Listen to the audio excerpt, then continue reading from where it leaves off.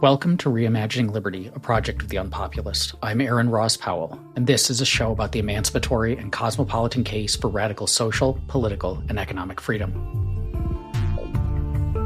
We can take the social and economic concerns of the left seriously while still embracing free markets. In fact, if we understand the nature and effects of markets correctly, it can become compelling to view them not as antagonistic to those concerns, but as the most powerful solution to them available. I'm joined today by Nick Cowen. He's a senior lecturer in the School of Social and Political Sciences at the University of Lincoln in the UK, and author of the book Neoliberal Social Justice, which defends commercial society on progressive grounds.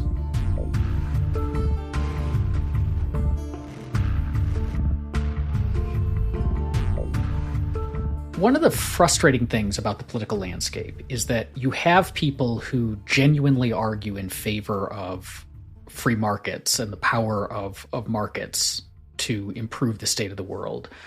But those people tend to be very dismissive of the kinds of political and social concerns that people on the left tend to raise. And then on the other side of things, you have people on the left with these concerns who are just deeply hostile to markets and in favor of state intervention at kind of a gut level. And they're not taking seriously the concerns that many of us have about not just the benefits of markets, but the real problems that can arise from empowering the state in the kinds of ways that people on the left typically call for. What's going on there? Why do we have this odd split of kind of dismissiveness and not taking each other seriously? Well, that's a very good question. And it kind of goes back to an observation that John Tomasi made in his book Free Market Fairness, so about a decade ago now, where he kind of noted in political philosophy especially that there were these camps that are kind of labeled high liberal and classical liberal. So, obviously you might expect there to be a little bit more criticism and hostility between warring camps across the political spectrum. So, among hardcore Marxists, they have a respectable, but in my opinion, wrong approach to criticizing markets. And then, among sort of paleo-conservatives, you'll have people who might support markets incidentally because they happen to think that it helps shore up elites in some way. You don't hear that expressed too often, but if you'll dig into some aspects of the conservative movement, you'll see that as well. Liberals. So the high liberals and the classical liberals, at least sort of formally, are interested in both in freedom and equality. So we think both sides think that's very important, and yet intellectually they seem to be very, very far apart. In the sense that for a long time there was very little discussion between these ideas. Occasionally, you would see a kind of representative figure cross over and become, the person that would be criticized. So for a long time, among high liberals, Robert Nozick would have been the representative of classical liberals or libertarians in their field, and that they can kind of get their head around because they went like, okay, this is someone who's coming from a very, very different perspective: natural rights, deontology, rights as side constraints, so therefore excluding matters of social justice, for example. And they can get their head around, well, we don't believe that, but we can understand that if you believe that, then we can understand where you're coming from. But the notion that you might share a lot of values that are much closer to what is now called high liberalism or maybe progressive liberalism, and yet still think that markets are really important and actually you need things like constitutional protections to prevent the state from interfering with markets, that is quite a difficult kind of thing to for some people to get their head around.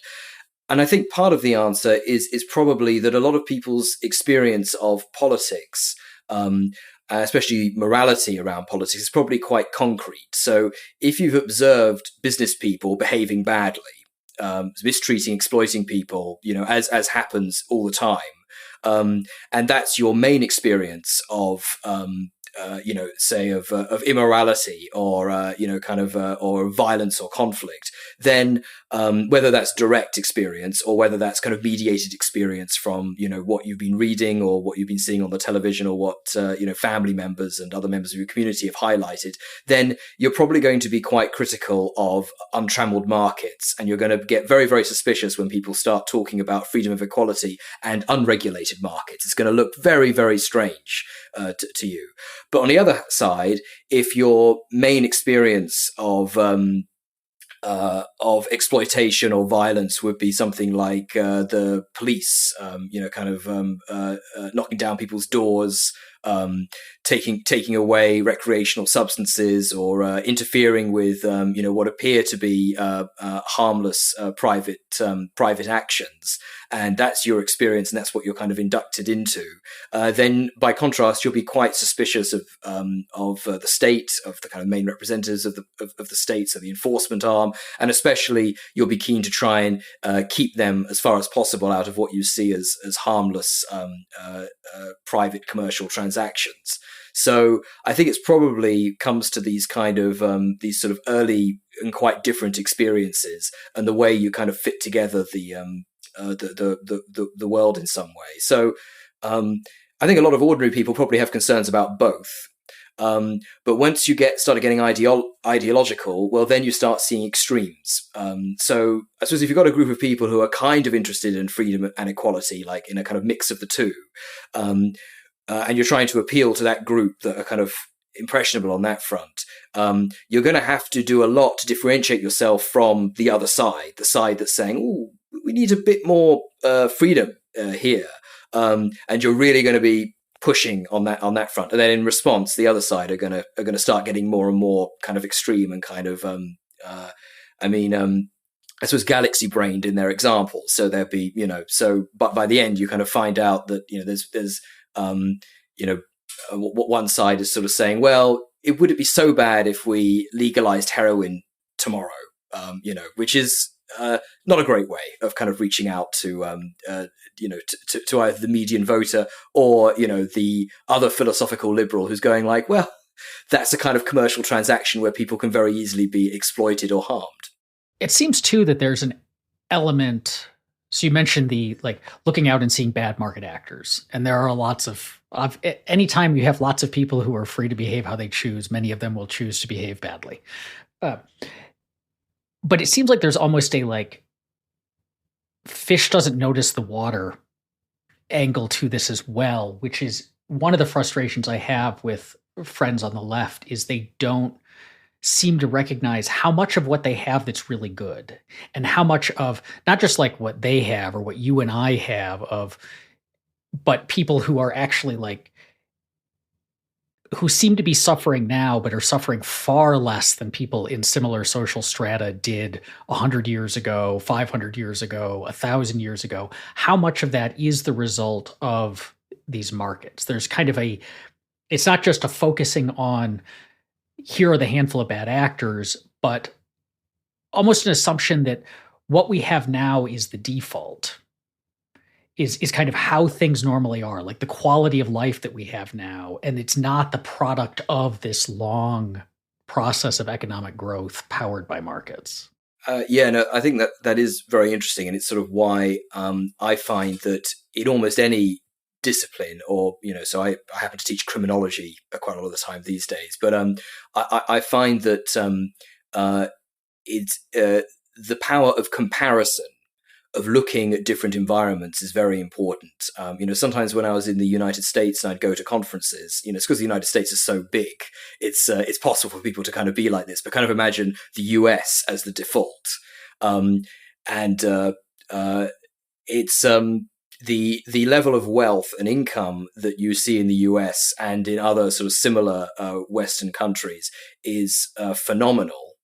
And if you're not seeing the way the way other countries are run, or experiencing sort of everyday life in those countries, obviously if you're a tourist, you're not really getting the real experience either. But if you're trying to struggle away and kind of you're working full time, trying to figure out how to afford rent and groceries and that kind of thing, these things are very important. And I mean, that's right. That only really commercial societies have made those things kind of consistently accessible or to ordinary members of the public, to citizens. The sort of the systems of socialism kind of developed to some extent, but they nearly always made various key essential goods kind of inaccessible, or kind of made them conditional on having the right kind of political views, or the right being in with the right crowd. And So I think actually that's the great thing about commercial society. It's not just that it produces high income and high wealth, but it does so in a way that involves, or at least has involved, perhaps up until recently, relatively anonymous trading interactions, which means that you're kind of, as an individual, you're kind of slightly anonymous, and therefore a bit more autonomous. In other words, if you can make a contribution to the marketplace in some form, then you can draw on all the consumer goods, all the services that are being made in society, including public services, ultimately, without that being conditioned on your membership or your identity, or a specific identity. So it's really that kind of combination that I find very attractive about commercial society. And I find myself among left wingers, very people who care very, very deeply about making the world a better place, on regular occasions. And that's the thing I'm normally trying to press onto them, that in addition to whatever else they're trying to achieve, they should try and find a space for commercial society, because we have very good theoretical reasons, and perhaps we have even better empirical reasons, or empirical evidence suggests that the commercial society is absolutely central to the well-being of ordinary people. I want to highlight that last mini argument you made, because I think that this one is really important. Is you said the anonymity of market transactions, and the ability to have them not conditioned upon social standing or class membership or other categories. Because for a lot of people on the left, they make an argument that is effectively, inequalities exist in markets, which is true. Domination can exist in a market society, which is true. We want to get rid of inequalities and domination. Therefore, let's move things out of the market sphere and into deliberative bodies, social councils, worker collectives, other mechanisms for decision-making and distribution. And their vision of that is that this will strip away the categories that allow for domination in the marketplace, which is basically wealth or income level, and replace it with this like flattened, non-hierarchical democracy.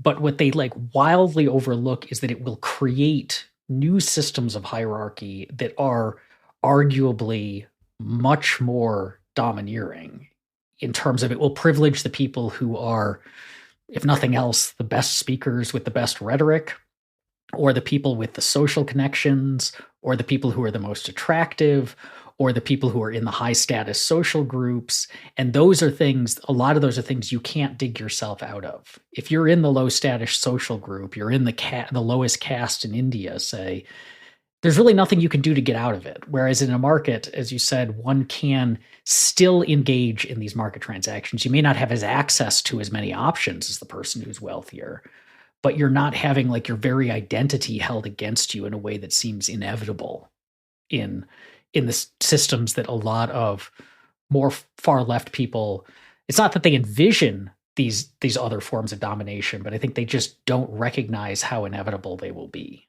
Yes, yeah, and I suppose that argument is the one that comes closest to perhaps a more conservative argument in some respect, not in the sense of the kind of policies that such an argument leads, but rather in the kind of acknowledgement that seeking out hierarchy is a kind of natural feature to some extent of human societies. So any kind of level of complexity is going to create hierarchies at some point.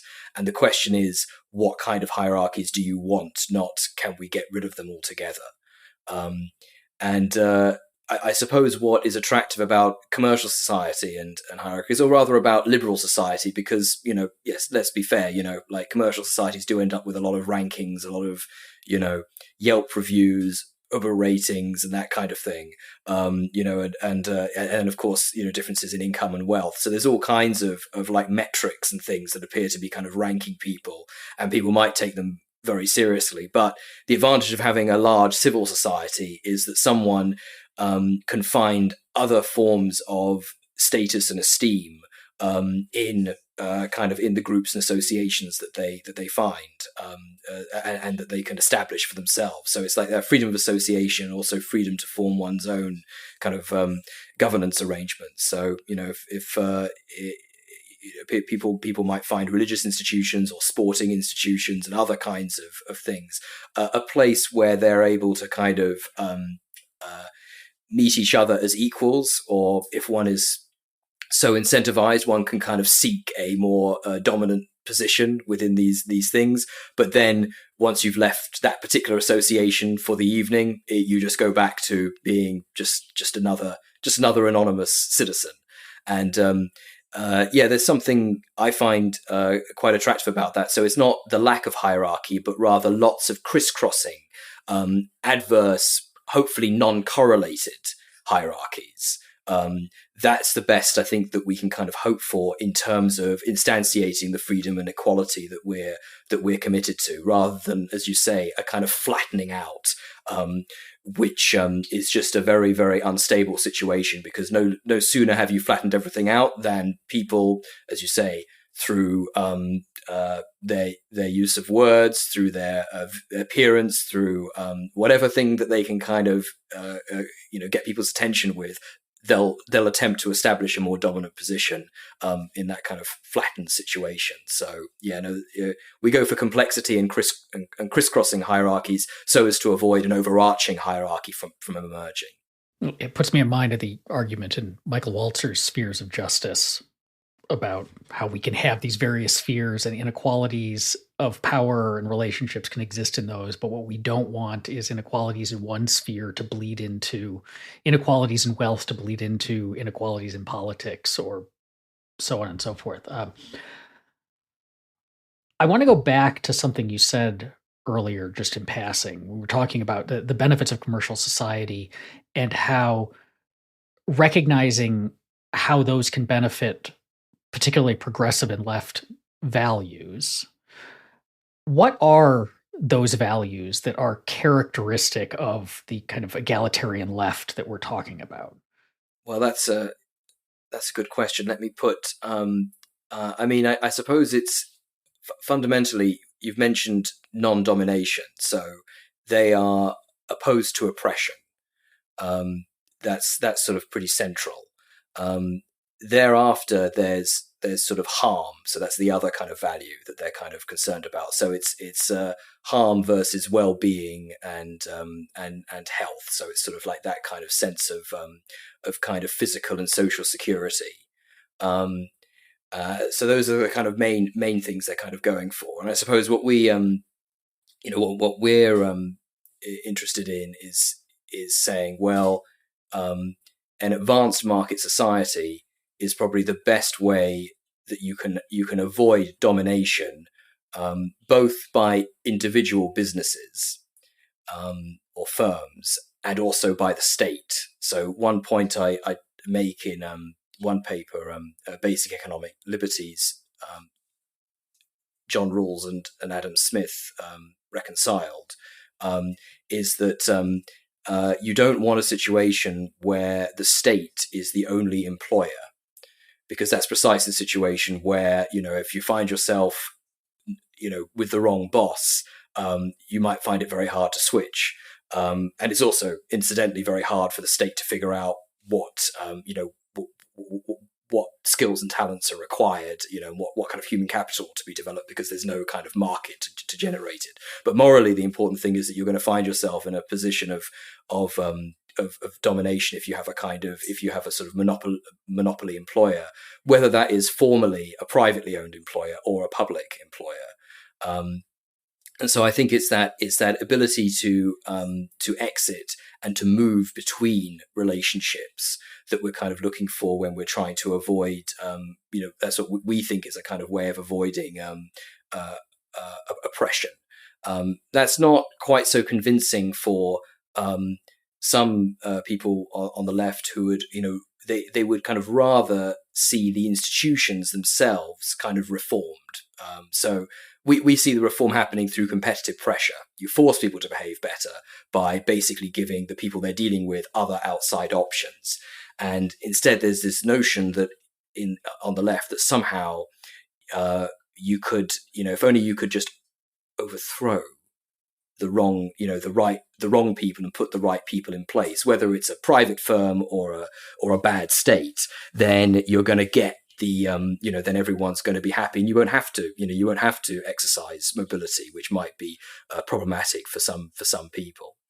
And then I think when it comes to things like harm,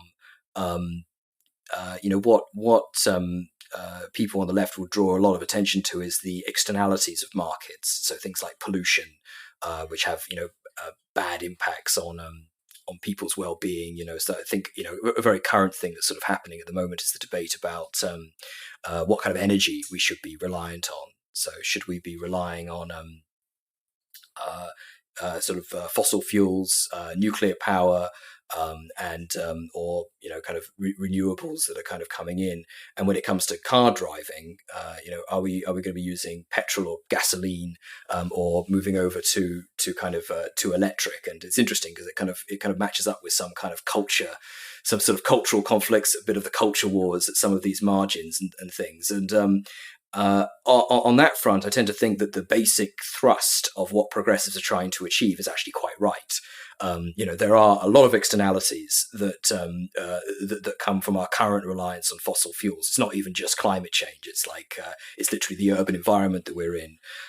There's a lot of social harms out there. I guess what they kind of slightly miss is the dynamic aspect of this, that these technologies themselves were at some point ways of solving other problems. So, we're not born into a world where externalities don't exist and then we just introduce them. We're always already in a position where we're engaging in activities that are beneficial to the immediate parties, but have some impacts on people around them. And normally, or at least hopefully, these individual actions are small enough that they don't require kind of direct intervention. But when the level of activity, say the amount of car usage, rises enough, and it's having visible effects on people's health, and also when technology changes such that it's possible to track that behavior, to track that activity, and there's new alternatives that come in, then it is time to transition. But how does that transition happen? It is going to happen, substantially through things like innovation and incentives coming out through commercial society. So that's the kind of the way that I kind of try and pitch our position, that we as sort of market liberals, we shouldn't be married to a particular a kind of set of institutions, set of technologies, regardless of whether they emerge thanks to the state or thanks to the market, or, as is realistically the case, always a combination of the two. But we always have a lesson about the process by which we're going to move from a relatively worse position to a relatively better position. And the other thing is that we're nearly always talking about relatively better positions, not ultimately the best position. We don't let the perfect be the enemy of the good in our kind of political economy. How do we handle situations then where we're in we'll call it a bad equilibrium? So we're producing negative externalities, or the overall setup is perhaps harmful in a lot of ways, but we seem stuck in it, and where we don't have. So you said the way out of the gasoline cars is changing technology, makes cleaner sources not just cheaper, but more efficient and desirable compared to internal combustion engines. And so we naturally move in that direction. And the kind of the good stuff of environmental protection is like a bonus of it, but it needn't be the motivating factor necessarily. But as you were talking about that, one of the other areas of the economy that people gripe about a lot as having really negative externalities is social media and and online communication, and that it falls under kind of the term for it is surveillance capitalism is what it gets called. So this where everything is about ad driven, sucking up data about as many people as you possibly can in order to customize ads to them. But this has like huge ramifications for privacy and bad incentives for like, you want the most engaging stuff to appear in front of people because then they'll stick around, but that turns out to be the stuff that makes people angry and it's divisive and so on. And, like this is the argument, but that seems to be one where there isn't like an alternative business model that seems obvious to that, because in this case, people don't want to pay for social media, which would be the alternative business model.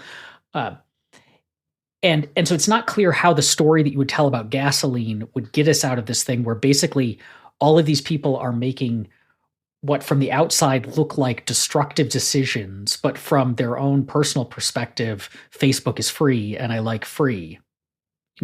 Is there a story about how to solve those kinds of problems without, in this market way, that's not just saying, well, the state should step in and say ban Facebook's business model? Yeah, no, I think so. That's a really interesting and very current question. So I think that's and I think there's a few ways of thinking about it. I mean, one part is to kind of look for comparisons with like other kind of products and services that might cause us harm. And sometimes I think about social media as almost being similar to a kind of super stimulative diet. So the kind of the high calorie foods are kind of another thing that kind of progressives think is a sort of product of the market. And normally, market liberals on the one hand will go like, well, isn't it great that we've got so many calories on hand, at least? Like this is kind of this is like an uptown problem, just to some extent. And maybe sometimes the answer is a little bit, we can be a little bit quick to dismiss it. And when we do, it might be to say, or when we do engage with it, we go like, oh, did you know about corn subsidies? That's the reason why you've got such terrible sugar in the United States. And then we're kind of like, and then we're back on track going like, oh yeah, the bad health actually caused by subsidies. And, but there is a problem that like we constitutionally, are quite, are quite easy to stimulate, and thereby we kind of end up in this situation where in order to kind of taste anything, we need these super calorific foods and these extra additives and things that are not so healthy. And I think social media is quite similar in that it's kind of like tickles an important part of what we're up for, which is it's sort of a combination of like visual stimuli, but also social interaction. We're kind of on those platforms. It's not just because of the literal content in front of us, but because of the opportunity to share it, create some of it ourselves, and kind of try and like, and engage in interaction. So it's kind of, the thing about social media is it's co-produced. It's most of it is not actually produced by the companies. They're merely hosting it, and they're finding an audience. So they're just playing a kind of matchmaking game there. And when we look at the kind of when we look at that from a kind of new institutional economics perspective, we realize that they're sort of providing not quite a private good. They're providing some kind of common pool good, some sort of club good that benefits from sort of economies of scale, from network effects, and effectively what they're setting up is a kind of what people in sort of the antitrust world call like two-sided markets. And we know that these things can generate kind of slightly exploitative arrangements, because once you find yourself as the maven, like, Facebook, then you can start to profit a great deal. And it's going to take some time for somebody else to peel away some of that business, because you want to meet everyone else who's on that platform. So unless you can persuade people to move platform, then you're not going to be able to produce the same product. So that's where the kind of exploitative arrangement, and especially the kind of sort of using data in all kinds of ways that people are not aware of, but perhaps wouldn't consent to and wouldn't appreciate if they were kind of made aware of it. So if we're kind of looking at solutions, I kind of look back to the way that the internet used to kind of work, or rather, it was sort of governed by open protocols. And I think that in time, that kind of technology will catch up again. I think it's often the case that, you get private firms that see kind of the equivalent of an open field, and they realize that they can benefit if they kind of, get in there, fence it off a bit, get the right people and get the right configuration. But in so doing, they cause some social harms. But having shown how it can be profitable and how it can be beneficial, it's then possible for more superior kind of systems to emerge. So I think, not just the ideal, but even the obtainable result might well be the case that we don't see social media being run forever by private firms. It'll be something more like mutual firms, some kind of arrangement where the users own the platform in some sense. We see some of this already. Wikipedia is not a for-profit firm, and it's a very successful, kind of information aggregator and, sort of participant-based encyclopedia. If we see in the, in the offline world, we see that there are plenty of examples of partnerships that kind of work. So they might be worker-owned partnerships or consumer-owned firms in some way.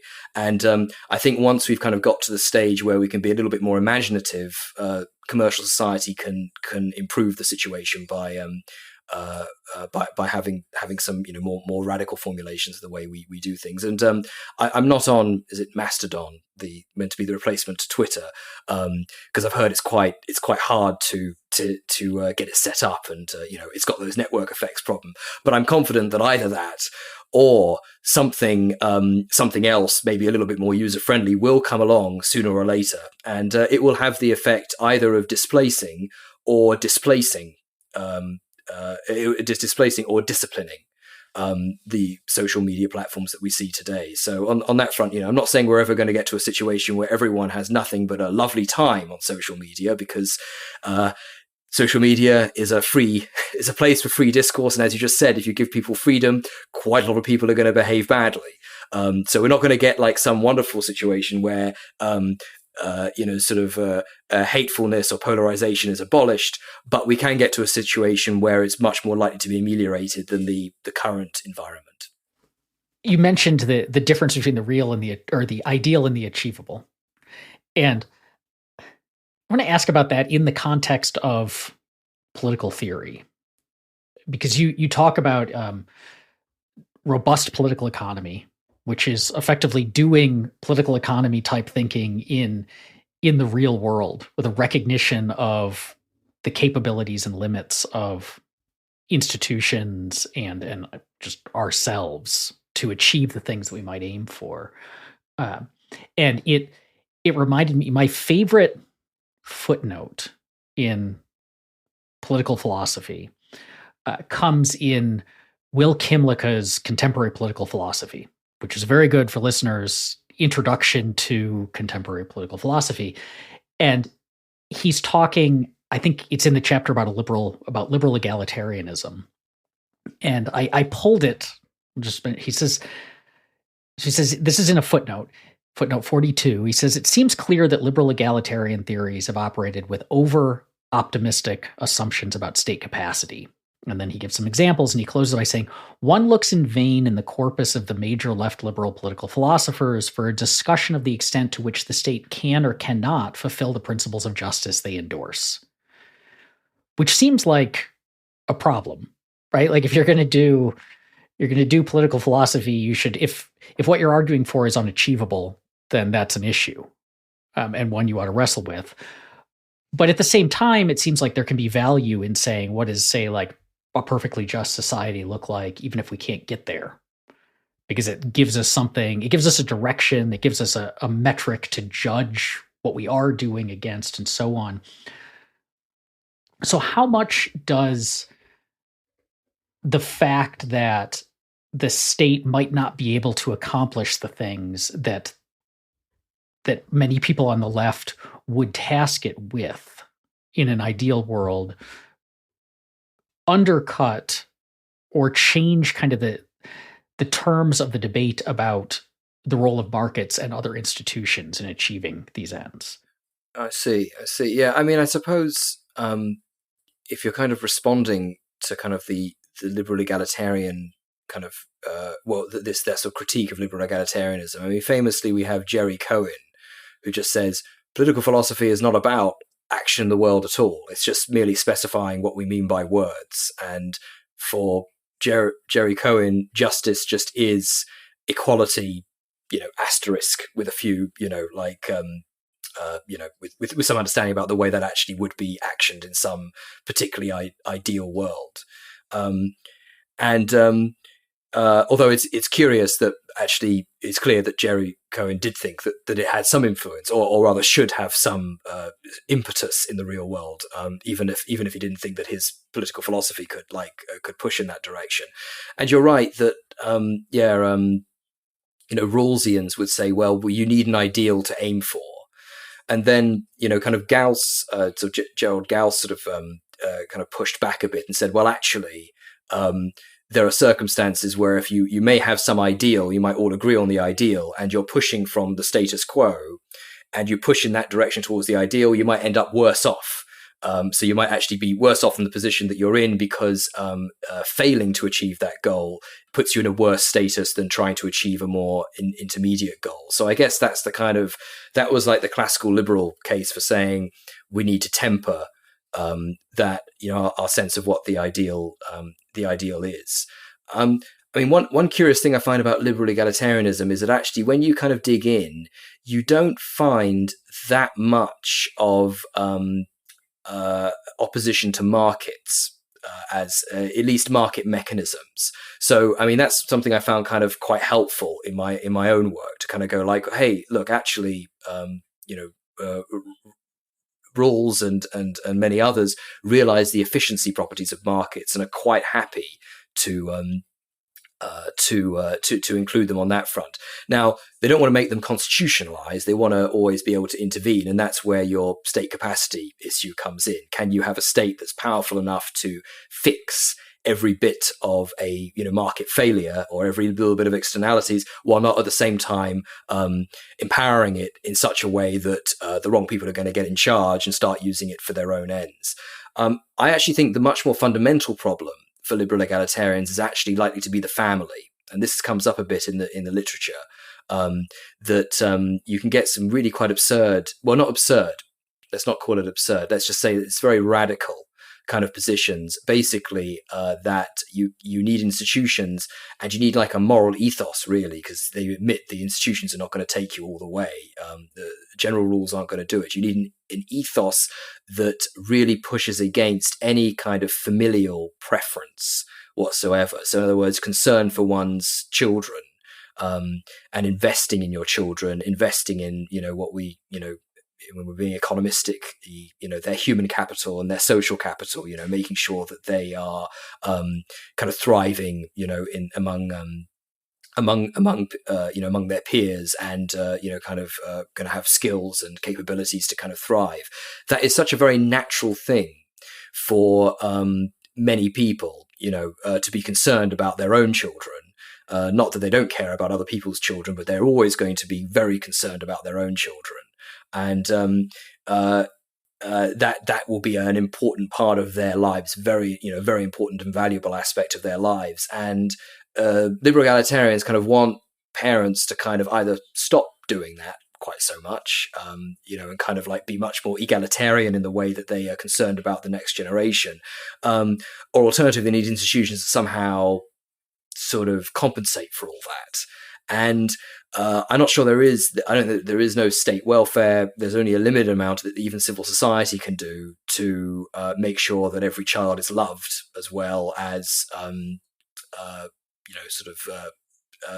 children in loving families are loved. Basically, there is almost no replacement, and that's a tough one for for people who are aiming at, because it has all kinds of implications in, for hierarchies in the future and income and wealth inequality in the way that people are going to invest their, invest their resources, because I think that's a great deal of the motivation that's going on.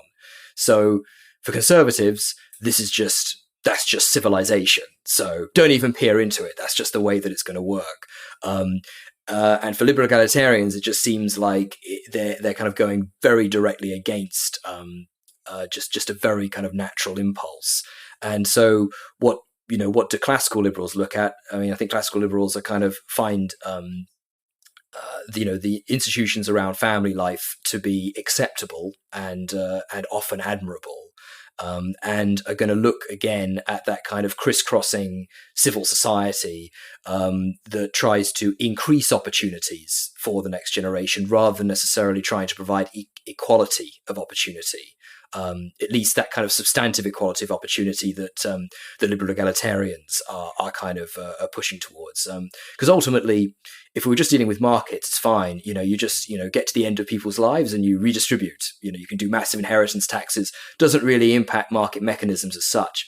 But if you're doing it, if you're doing that, and you're doing it against what people actually are working really hard towards, which is to actually support their immediate family or maybe their local community, other people that they feel they have a particular affinity with, then those kind of like that sort of like expropriation of resources really bites, and people are going to try and find ways of avoiding being expropriated. And there are ways of doing it. They'll focus more on the human capital of their children than collecting the material capital that they would otherwise be able to pass on. So there's lots and lots of things that kind of go wrong when you kind of go against that kind of ethos. So I think one thing that classical liberals tend to be okay with is working with those sort of natural motivations rather than against them. Is there a concern, though? And I can imagine a left egalitarian, a progressive, listening to all of this and listening to the way that classical liberals think about these issues and saying, this sounds an awful lot like status quo bias. That the person on the left I have recognized great injustices in the world and ways that the world could be is very far from the ideal. And out of a sense of compassion for the people I share the planet with, I want to move it a lot closer to that because they will be better off if it's a more just world. And what you, Nick, the classical liberal, are saying is, if we move too fast, we'll break things. That a lot of what you want to achieve is not achievable. That a lot of some of the hierarchies or the social attitudes that seem to exist now, we probably can't change. And you can give kind of Hayekian reasons or Gaussian reasons for this. But what it sounds like to me is you're saying you should just kind of learn to accept the way things are and be satisfied with incremental changes to them rather than idealistically going out there and striving to make the world a radically better place. And that can be kind of an off-putting message to someone who is recognizing genuine and stark injustices in the world. So what do you say to people who have that kind of worry? Well, I suppose up until relatively recently, there wasn't that much that one, could say about, about sort of how to radically change the world under the kind of circumstances of commercial society. But thanks to various institutions around the effective altruist movement, there's now kind of more of an opportunity for people to put, their money or their efforts towards precisely what one might imagine would be extremely important. So, if you want to save many lives in very poor countries, then there are now, charities that can document, with very strong evidence what they're achieving through these. Or if you want to do it in a non-paternalist way, you can, you can donate or campaign for people to donate to give directly which is just giving resources directly to the people who, on a leftist account, have suffered a great deal of exploitation. So you can compensate, directly through these institutions, or support people that you think are in greatest need in these institutions. And I've actually come across a number of liberal egalitarians who are like that, they don't impoverish themselves, but for example, they will give 10% of their income because they realize, that is morally biting, that's what they do. So they're helping to transform the world in a direction that they actually want to achieve, and in a way where you have reasonable epistemic warrant that you're going to be improving the situation dramatically. And that's really actually thanks to radicals like Peter Singer, a utilitarian, so kind of somewhat in between the liberal, the egalitarian liberal and the classical liberal, but taking a slightly off-key approach, and said this is a big problem for global justice, and not just keeping it in a book, but inspiring a few people and doing quite a lot of work himself to actually set up institutions that allow that particular drastic injustice to be ameliorated. So I make donations to that kind of milieu sometimes myself. I know that it's a far from perfect kind of environment. As we discovered last year, there was a big blow up in some of the, especially among the long-termist kind of effective altruist charities, as opposed to the ones that are just giving directly to help the very poor. So I think it was kind of interesting that the problem turned up in that particular part of the movement. But all organizations can succumb to fraud and opportunism. But that's the sort of thing that one could point to and say, nope, you don't actually have to sit here passively. You can make a difference right now. One other thing that I tend to kind of notice about, at least in political philosophy or in academia, it's like, academics are very, very status-seeking individuals. They give up a lot of income and potentially influence and in other environments in order to have the title and have the ability to kind of hold forth with a captive audience, 3 or 4 times a week, and a bit longer if you include the seminars where the students don't think they're necessarily a captive audience after all. But that's what academics are extremely motivated to achieve, and at the same time, they seem to think that they're going to change the world this way.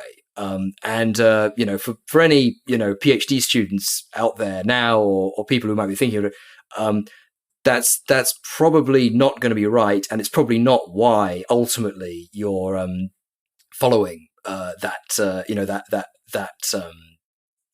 path that you're thinking of going down, or the path that you're halfway down.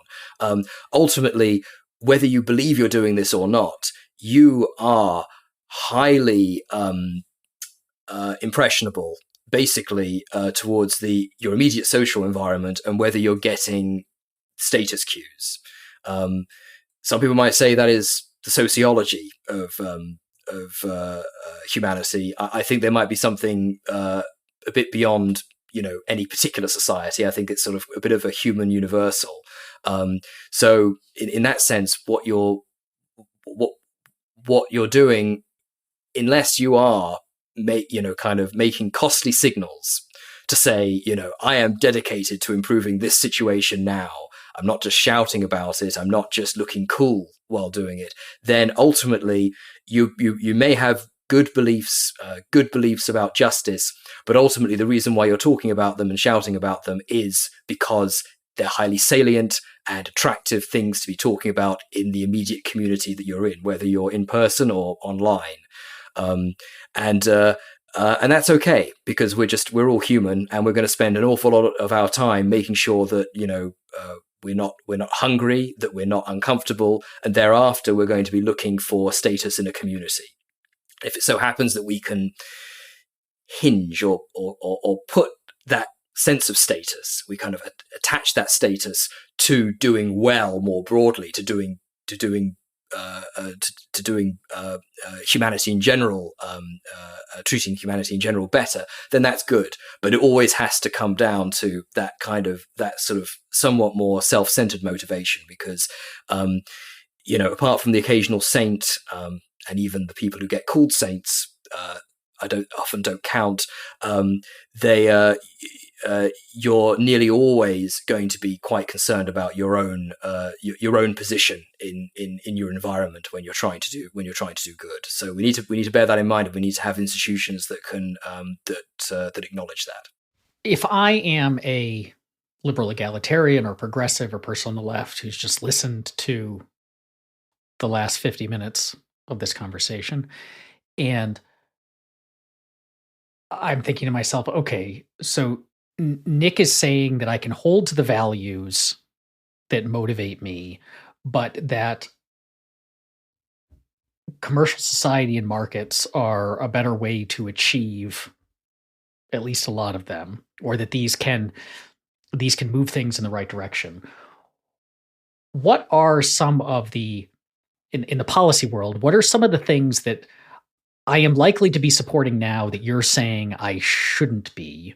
Or what are changes that I ought to be advocating based on the arguments you're making that would advance my progressive values? Well, I guess there's a lot that's kind of that one could point to, but I'll kind of, I suppose I'll point to the central one, because it's very, very critical in the United States and in the United Kingdom right now. I wouldn't want to judge like what's going on elsewhere. We need to do some comparative political economy and some careful analysis. But housing policy is incredibly important. It's got the direct issue that housing can be very expensive in areas where there are jobs, so where there are high productivity jobs, and it's sort of where people might be able to basically increase their incomes and increase their welfare by living in better places, and the way that they're kind of excluded by things like zoning or land use planning rules in the United Kingdom, and it has these knock-on effects to do with things like health and well-being. So a driving a long commute is not good for one's health. It means that we don't get out, we don't get outside as much as we should do. Whereas like walkable cities are a great way to a much better way to live, and it means that we also massively increase our energy consumption. So the other thing that we're dealing with right now is an energy crisis and the environment. So these things are kind of all connected, and actually progressives will often agree. They kind of think they do see the benefits of better city living and densification and that kind of thing under the right circumstances.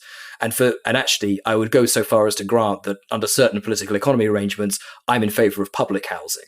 It can go wrong, but if it's the only way of getting new housing built, then I think that's acceptable. But I think there are market ways of handling it. But what I would say is this is a classic issue with like the difference between what outcomes and policies based on status. So what you often see in areas where there's bad housing policy is you find landlords treating tenants very badly because the tenants are kind of captive. There's no outside option. And so what you do is you see the sort of people attracted to that kind of arrangement, and also the sort of way that you end up behaving when you are given that kind of power as a landlord, someone who's owned a property for 20 or 30 years since before the crisis emerged, is you're going to charge higher prices, you're going to take your time fixing things. It might be that things like mold might develop. In this country we've got this problem of kind of nasty situations with poor quality housing, and kind of that's actually going to impede people's health, and it's not being dealt with. The policy world has this unfortunate dynamic where you think, okay, landlords are bad and evil people. We need policies that punish landlords.